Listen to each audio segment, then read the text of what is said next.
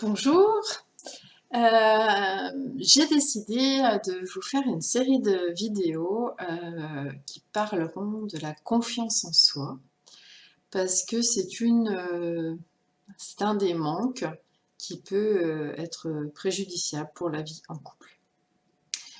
Donc avant de commencer de donner quelques pistes pour justement développer sa confiance en soi, je pense qu'il est bon euh, de comprendre exactement de quoi il s'agit.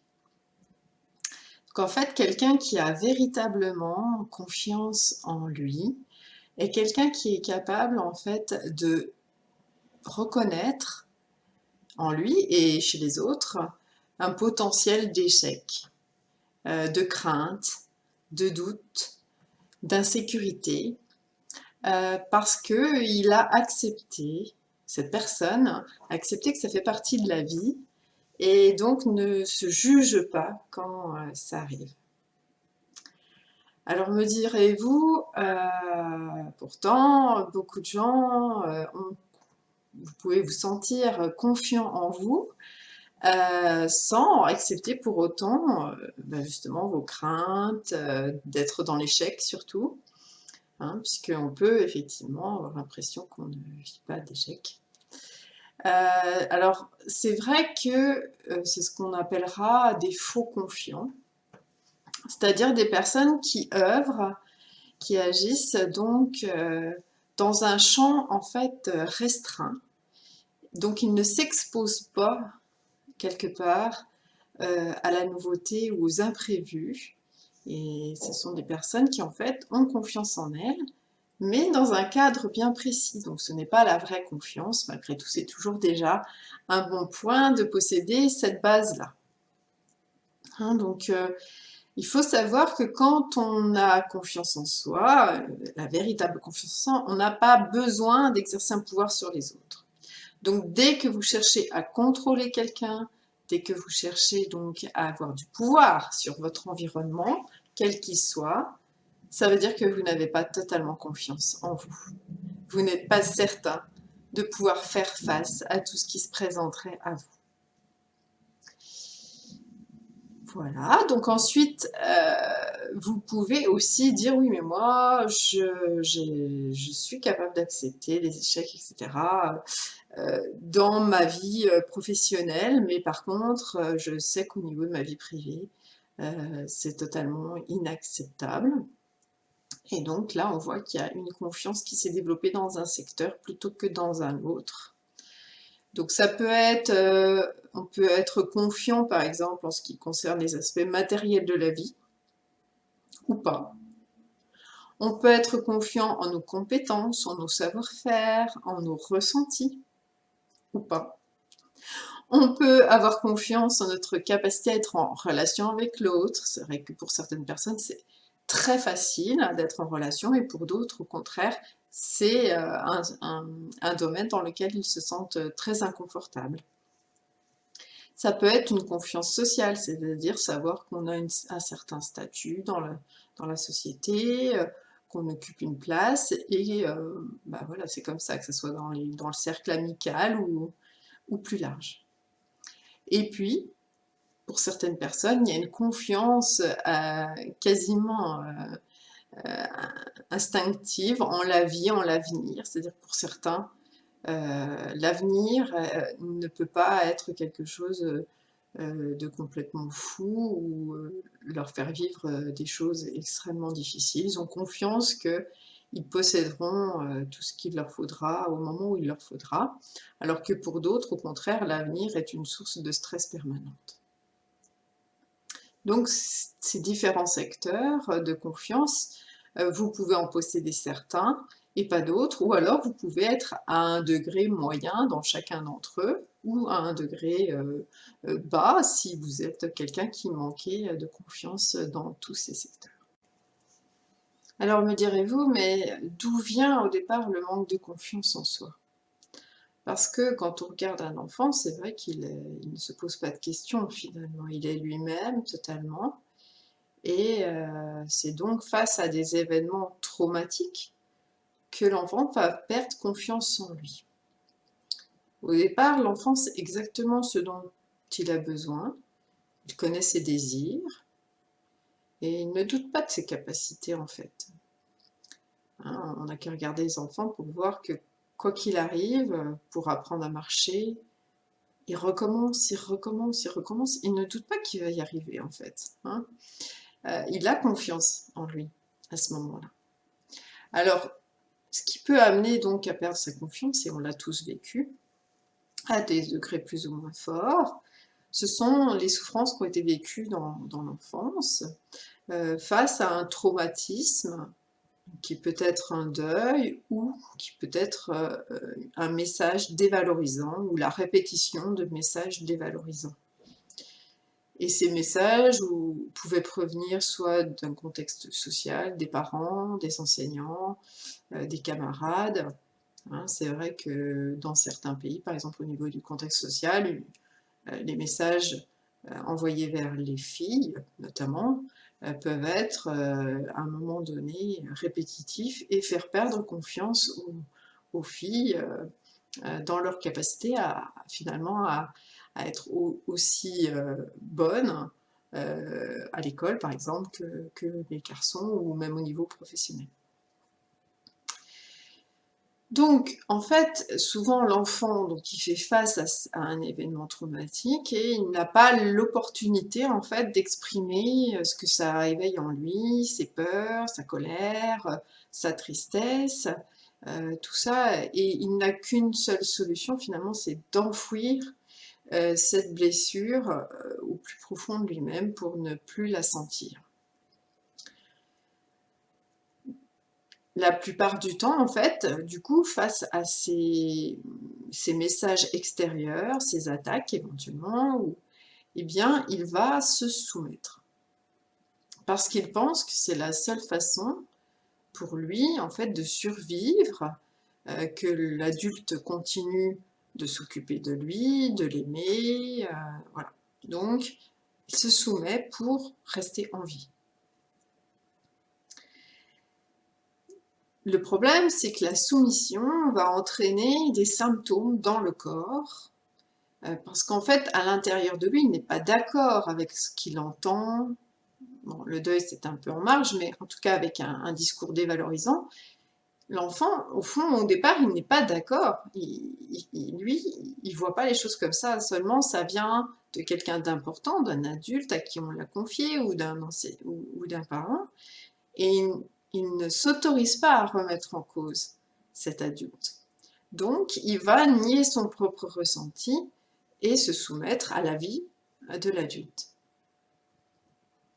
Et donc ça, au niveau du corps, ça va avoir des symptômes comme des tremblements, sensation d'oppression, accélération du rythme cardiaque, sueur, bouche sèche, estomac serré. Et en fait, ces symptômes sont l'expression d'un stress, parce que l'enfant vit un stress. Et n'a rien à voir avec la confiance en soi, en fait. Sauf qu'il va y avoir confusion.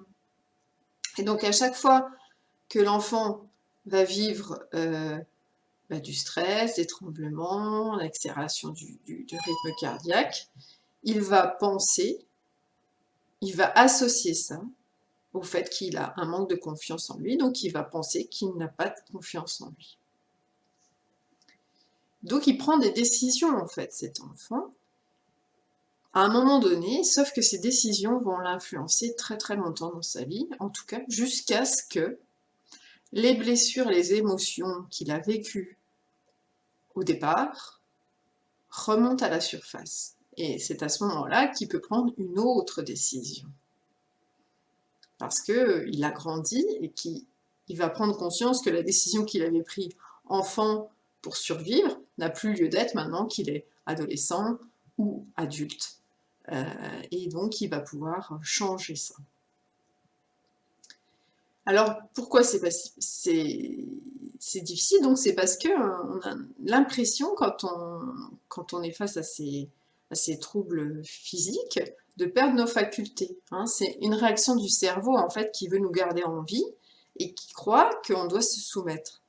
Donc, il nous envoie ces signaux de stress et on se dit, nous, qu'on doit se soumettre parce que notre cerveau interprète ces messages comme un danger. Et ça devient un automatisme qui se déclenche, du coup, au bout d'un moment, abusivement en fait. Parce qu'on en a même plus conscience, ça devient tellement rapide comme réaction qu'on ne se rend pas compte qu'on est dans un automatisme et donc on ne pilote plus notre vie. Une autre part d'explication aussi, c'est que parfois nous n'avons pas accès à ces blessures et ces souffrances primaires, c'est-à-dire les premières que nous avons vécues en tant qu'enfant. Et du coup, en n'étant pas connecté à cette souffrance-là, on ne peut pas faire le lien. Et puis surtout, finalement, ce qui nous empêche de reprendre confiance en nous quand on est plus âgé, et qu'on a développé donc des capacités nouvelles, hein, c'est qu'il existe de nombreux avantages à rester dans le manque de confiance en soi. Alors quels sont-ils, ces avantages? D'abord, le manque de confiance, ça peut devenir une stratégie. Oui, oui. Hein, la soumission, en fait, c'est une stratégie de contrôle sur nos relations. On se soumet et de cette manière, on a l'impression qu'on maîtrise nos inquiétudes, en fait, on est dans une fausse sécurité, mais en tout cas consciemment, on a l'impression d'avoir cette sécurité. On croit être à l'abri en fait du rejet de l'autre quand on exprime notre manque de confiance en nous et qu'on se soumet. C'est aussi par rapport à celui qui a peur de réussir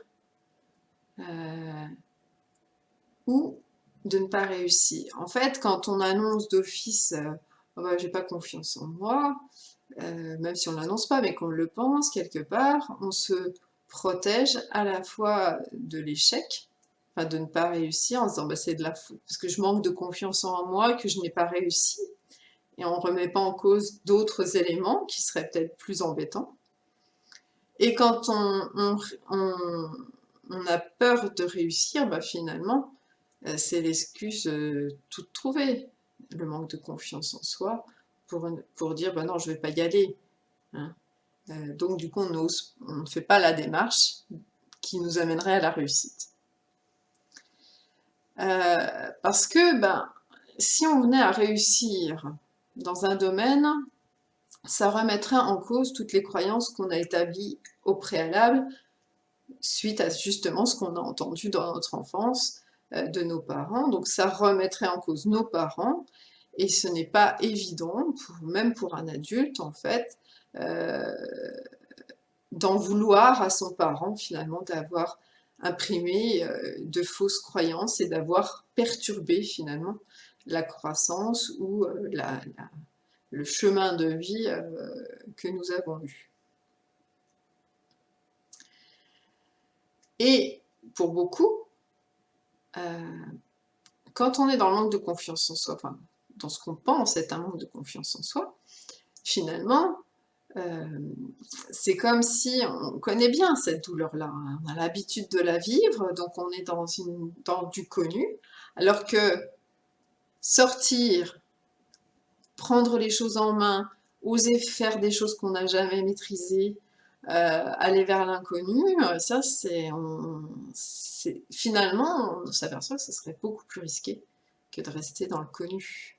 Enfin, en tout cas, pour beaucoup de personnes, ça peut empêcher de changer son statut et sa confiance en soi. Donc on se saborde en quelque part et on continue d'avoir une vision négative de soi. Ça permet donc, je l'ai dit déjà, mais de protéger nos parents et d'excuser aussi notre passivité. Et ça nous permet d'avoir de l'assistance, parce que finalement, quand on est dans notre rôle de manque de confiance en nous, qu'est-ce qu'on obtient? On obtient du soutien des autres, on obtient de l'aide. Donc il y a un gros avantage à rester dans cet état de celui qui manque de confiance en lui. Donc on voit qu'il y a différents avantages à rester là-dedans. Alors comment sortir du coup de ce mécanisme bien rodé? Il faut déjà passer par une étape de renoncer aux avantages que nous donne le manque de confiance en soi.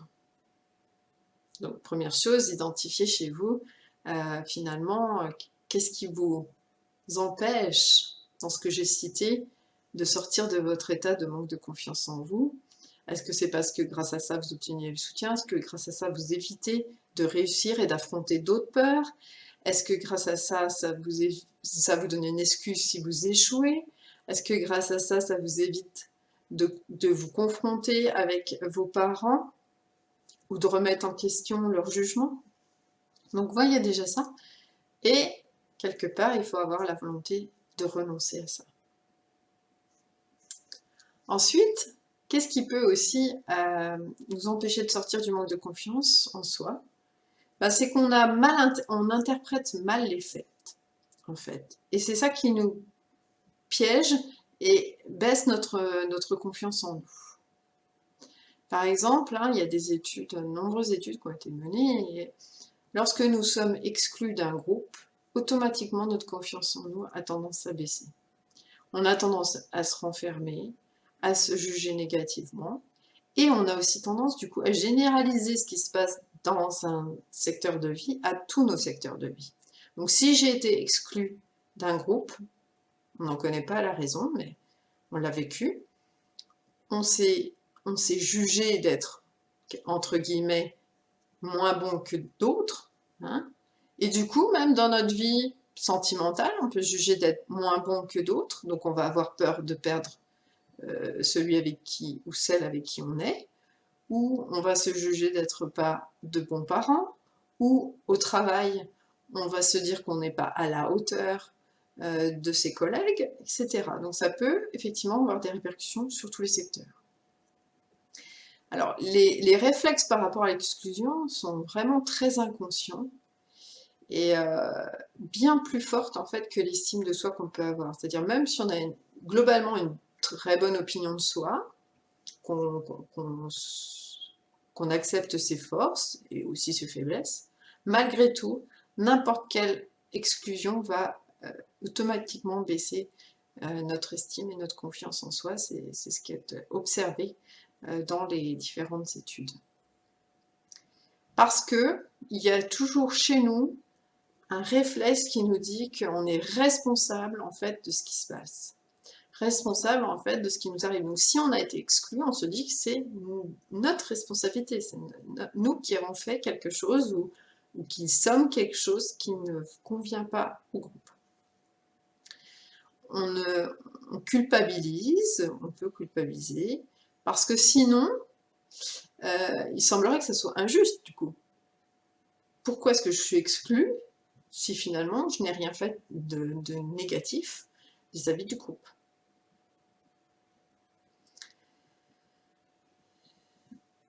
Et si c'est injuste, le problème c'est qu'on n'arrive pas, nous, en tant qu'être humain, à se dire qu'on vit dans un monde qui n'a pas de justice. On peut le voir, hein, d'ailleurs.